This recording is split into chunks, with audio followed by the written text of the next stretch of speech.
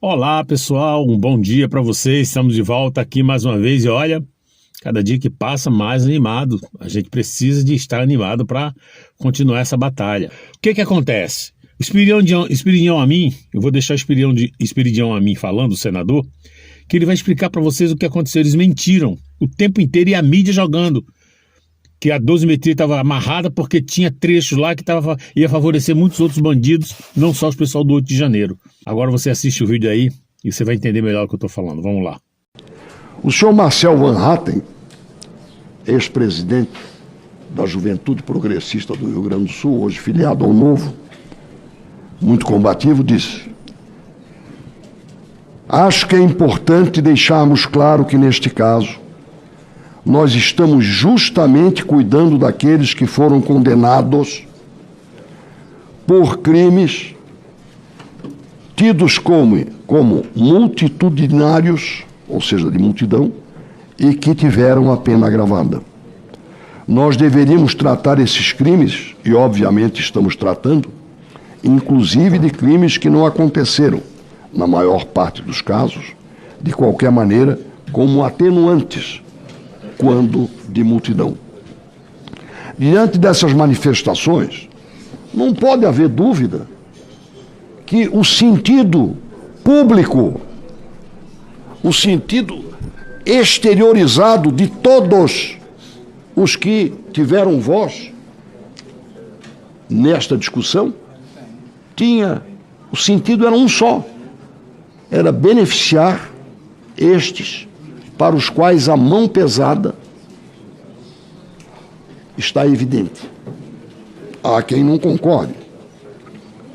Ou seja, desta forma, e por isso é que somos favoráveis à emenda de autoria do senador Sérgio Moro. Então vocês ouviram ele falando aqui que essa mudança no código é apenas para favorecer aos injustiçados do 8 de janeiro e não para presos comuns. Ele explicou bem aqui. Agora eu vou soltar um outro vídeo aqui, gente, onde vocês vão ver que a esquerda está num desespero que vocês não têm noção. Tudo por causa da pré-candidatura do Flávio Bolsonaro. O Flávio Bolsonaro, eu já tenho falado isso, e encontrei uma pessoa que pensa exatamente igual a mim. Eu quero deixar o vídeo dele passando para vocês verem. O Flávio Bolsonaro é o Bolsonaro que muita gente gostaria que fosse. Com as mesmas ideias, com os mesmos propósitos, com os mesmos princípios, melhor ainda, cristão de verdade, não xinga palavrão. Isso é muito importante para quem é verdadeiramente cristão e conhece a palavra de Deus, porque palavras proferidas também pesam. É difícil, eu sei que tem muita gente que não entende. Eu prefiro ele bocudo mesmo, eu prefiro... Tá bom, isso é opinião sua. O que a gente está preocupado aqui é no contexto geral, é que o Brasil aceite, todos aceitem, não fique cutucando onça com vara curta, tenha modos de falar. Isso é importantíssimo para você avançar, senão você não avança nunca. Eu não estou dizendo com isso que o Bolsonaro foi um grande feito. Eu particularmente, mesmo todos esses, eu gostaria que fosse o Bolsonaro, né? Ele dá continuidade, até porque ele está no crédito. O cara quase morreu, tomou facada, quase morreu. Eu sempre falo isso, a vez é dele. Eu não estou dizendo que ele perdeu o mérito. Mas na atual circunstância, inclusive tem gente até dizendo assim, eu prefiro o Eduardo, eu também preferiria em outra situação. Na atual situação, país inflamado, a mídia detonando, inclusive agora, né? Há um detalhe importante que a gente não está comentando sobre isso. Eu quero ver como essa turma do Oba-Oba, que está querendo transformar o Brasil, vão fazer daqui para frente, porque agora acordou a mídia. Você vê que a mídia já começou a estar dividida. Ela fala uma coisa bem, já daqui a pouco fala a verdade. Está caindo de pau em cima do próprio Supremo Tribunal Federal. Já reconheceram que há, sim, um extrapolamento do Supremo Tribunal, de alguns ministros, não digo nem da corte toda, né? Mas a maioria dos ministros já reconheceram. Isso é uma coisa muito bom. Muito bom. E o Centrão, que eu falei para vocês, né? O Brasil está amarrado. Não saiu ainda impeachment de algumas autoridades justamente por causa do Centrão. E o Centrão já começou a acordar. Bom, gente, vamos lá. Eu vou mostrar aqui para vocês uma situação que vai bem de encontro ao meu raciocínio. Porque o Flávio Bolsonaro, no meu entendimento, esse cara, nossa, ele veio na medida certa. Eu espero que ele não recue. Embora tenha uma pessoa muito de peso aí que vem ajudando muito a gente, embora muitos não gostassem dele, que agora já até gostou, que é o pastor Silas Malafaia, não está dando esse crédito para o Flávio Bolsonaro. Na cabeça dele é o Tarcísio, mas o Tarcísio já falou, eu não quero, se o Flávio está dentro eu estou fora. Foi ele que falou. Inclusive ele já deu apoio ao Flávio. Aí eu quero ver como é que vai fazer, né? Já ficou até feio para ele falando que o Bolsonaro se antecipou em indicar o Flávio. Pô, o cara é aquele negócio, né, gente? O cara paga caminhão para fazer show, para fazer essas manifestações, já se acha no direito de querer dar palpite. Esse é que é o problema de você se aproximar mais, né? E o Silas Malafaia, por mais que ultimamente eu tenho dado crédito para ele, já falei muito bem dele aqui, embora outras ocasiões passadas eu já caí de pau em cima dele, porque são duas situações, ele como pastor e ele como cidadão brasileiro. Como cidadão brasileiro, estou dando nota 10 para ele. E você acha no direito? Quem tem o direito de anunciar é o Bolsonaro, quer eu, gosto ou não.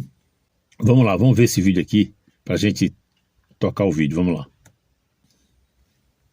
O sistema que prendeu o Bolsonaro arrumou agora um adversário politicamente muito mais perigoso do que Bolsonaro. Eu vou explicar para vocês o que é que eu estou pensando. Os últimos acontecimentos das últimas 2 semanas, dos últimos dias, com o lançamento da candidatura do senador Flávio Bolsonaro, nos mostra que o plano do sistema, o plano da esquerda, o plano do STF, o plano do Lula, foi por água abaixo. Eles pensavam que prendendo o Bolsonaro, enclausurando o Bolsonaro, sequestrando o Bolsonaro, a eleição ia ser um passeio, mas esse plano aí já furou.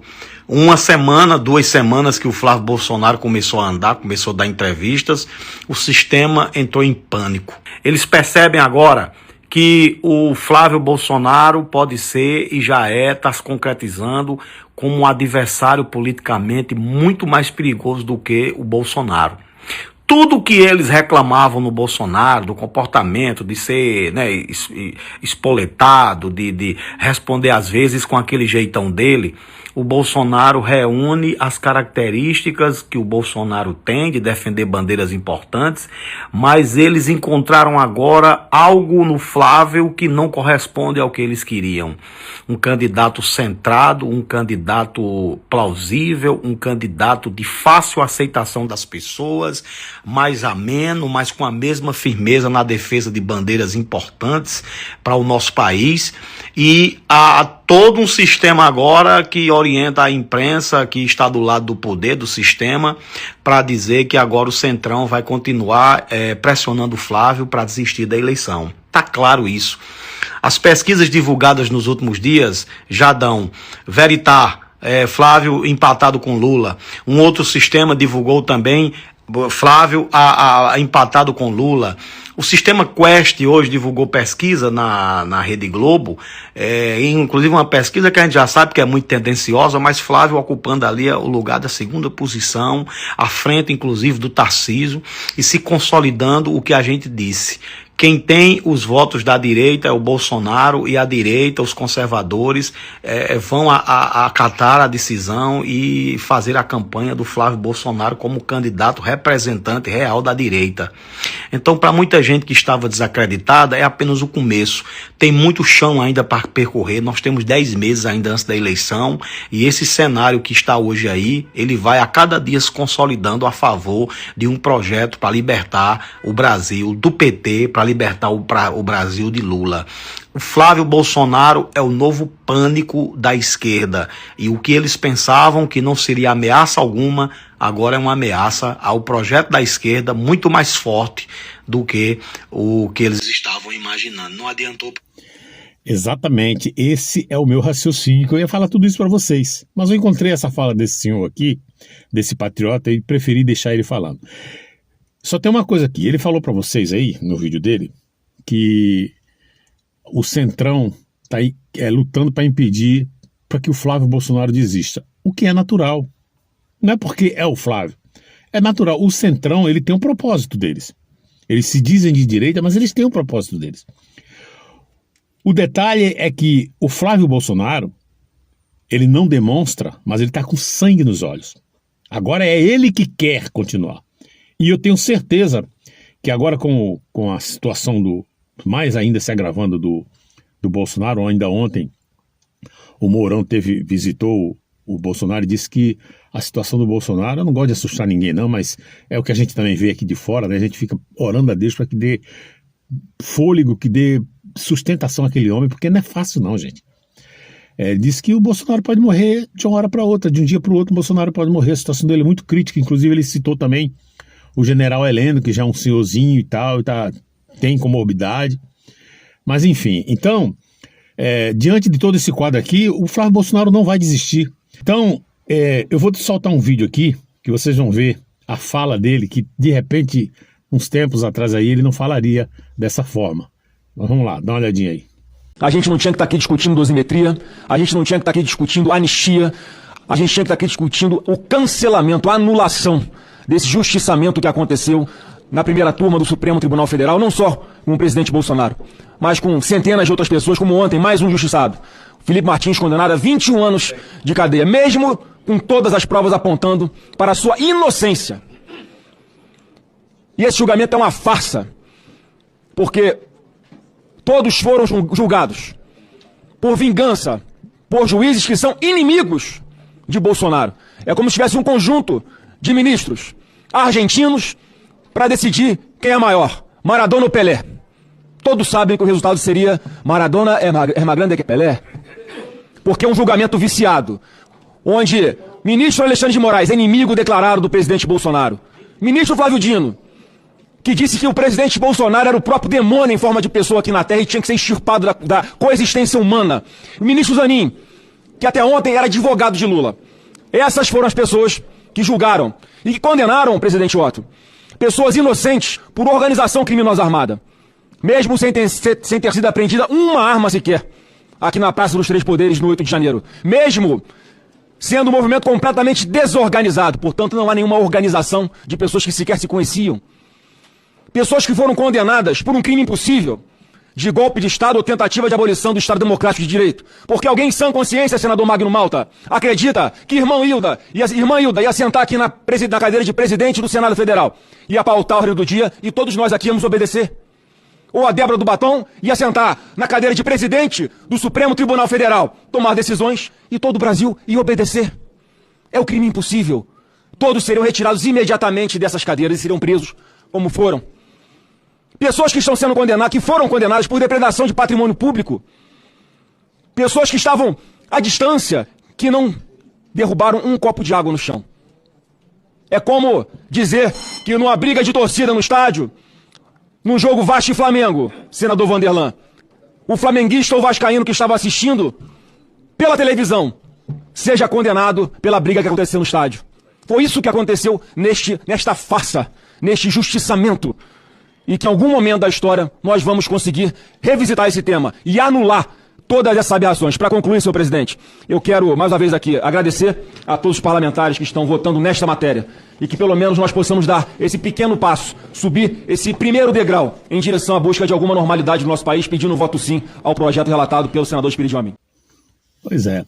Hoje tem gente falando assim, não sei por que essa polarização. Quando alguém falar em polarização com você fala assim, vem cá, desde que eu era criança existe torcida de futebol.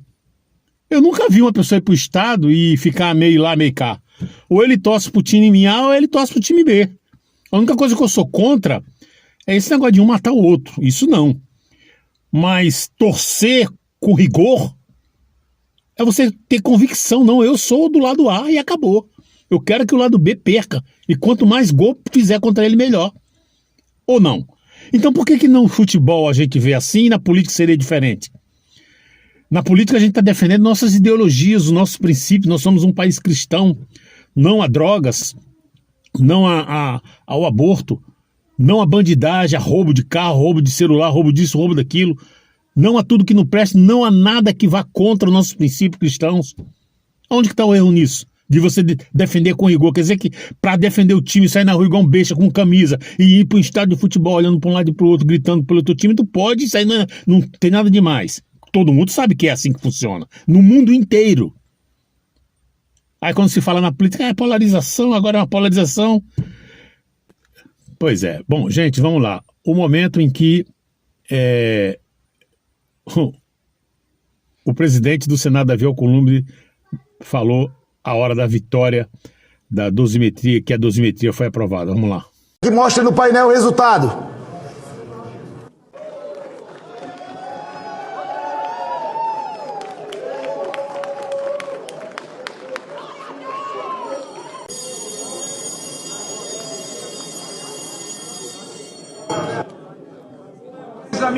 Aprovado o projeto com a emenda número 6.